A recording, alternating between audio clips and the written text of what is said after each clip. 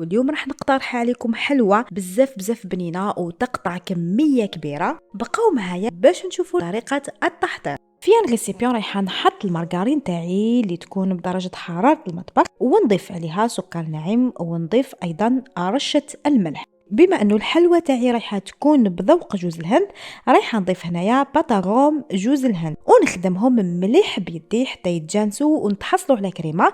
هنا ايضا تقدروا تعملوا المضرب الكهربائي. من بعد راح نضيف صفار تاع البيض، يعني درت صفار واحد ونزيد نخلط الكل مع بعض حتى يتجانسوا. اذا ضعفتوا المقادير، يعني اذا عملتوا علبه كامله تاع 250 غرام تعملوا حبه بيض كامله وصفار. حنضيف هنايا مغرف كبيره تاع اللوز اللي يكون محمص ومطحون رقيق، جوز الهند، ونضيف ايضا مغرف كبيره تاع الكاكاو ونواصل الخلط حتى يتجانس الكل مع بعض. من بعد راح نبدا نضيف الفارينه اللي من الاحسن تكون منخوله مع هذيك رشه خميره، يعني على راس المغرف. ما تكتروش البنات بزاف الخميره هكذا باش ما يتخسرناش شكله من بعد في الفرن. نبقى نضيف الفارينه تاعي بالتدريج وراني نعجن غير باطراف الاصابع حتى نتحصلوا على عجينه اللي تكون طريه وما تلصقش في اليد. راح نحط هنايا لو بابي سيليكون ولا كيس بلاستيكي، ترشوا القليل جدا تاع الفارينه، يعني ما تكتروش بزاف، ورايحه نفتحها بالرولو بسمك ما يكونش رقيق وما يكونش خشين بزاف، يعني يكون متوسط. رايحه نجيب لامبورتو بياس اللي راح نخدم به هنايا، نطبعه كل شويه نغمسه في الفارينه ونزيد نطبع. من بعد راح نحط الحلوى تاعي في صينيه اللي تكون مرشوشه بالفارينه ولا تكونوا فرشتوها بورق الطهي، وندخل الحلوى تاعي للفرن اللي يكون مسخن مسبقا على 180 درجه، نخلوه من 10 حتى ل 14 دقيقه. الان راح نحضر الكريمه اللي راح نحشي بها الحلوى تاعي. اول حاجه راح ندي شوكولا 50 غرام، راح نقطعها هكذا باش تبرد باش نقدروا نضيفوها لكريمه الزبده تاعنا. بعد ما قطعتها راح نحطها في حمام مائي ونخليها دوب. من بعد راح نخليها بجي حتى تولي بدرجه حراره الغرفه. وفي الريسيبيون راح نجيب هنايا الزبده، لازم تكون بارده يعني من الثلاجه. نضيف عليها 2 مغارف كبار تاع بودره شانتيي مع حليب محلى ومركز.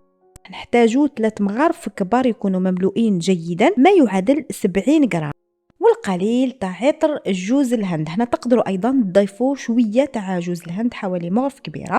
ونضيف هنا شوكولا بعد ما ولات بارده ونخلط الكل مع بعض حتى تكاثف ونتحصلوا على كريمه تكون بيضاء وكثيفه.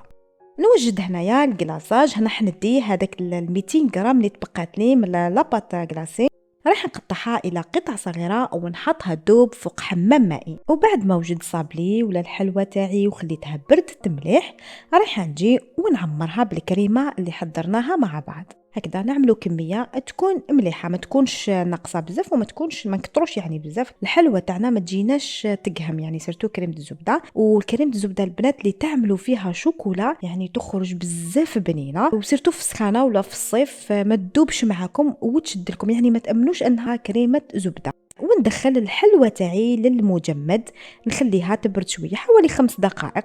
هنا نزيد نسوي مليح هذيك الحلوى ونتخلص من هذاك الزائد تاع الكريمه ونروح مباشره نقلاصيها. هاي شوكولا بعد ما ذوبتها كيما قلت لكم ما تضيفوا لها ولا شيء، ما نضيفولهاش الزيت. ناكد لكم شوكولا البيضاء دائما ما تضيفولهاش الزيت، هكذا باش تعطينا كوش مليحه، يعني تغطي لنا الحلوى تاعنا بيان. وبعد ما جفت شوكولا ولا شدت روحها مليح، راح نجي هنايا بالبانسو ورايحه نمسح الحلوى تاعي بالناكري بلون دوري هكذا باش نمدوا للحلوى تاعنا اللمعه. من بعد في التزيين راح نعمل هاد شوكولا كاين يسميها شوكولا تاع الحجر، المهم متوفره عند اللي يبيع دوزان الحلوى وكامل وماشي غاليه. رايحه نرفد بالحبه نغمسها في شوكولا بيضاء اللي كنت ذوبتها. من بعد رايحه نزين بها بهذا الشكل. جربوها باش تخبيو الوصفه للعيد. وما بقى لي غير نقول لكم استنوني في الوصفه الجايه ان شاء الله، وفي امان الله.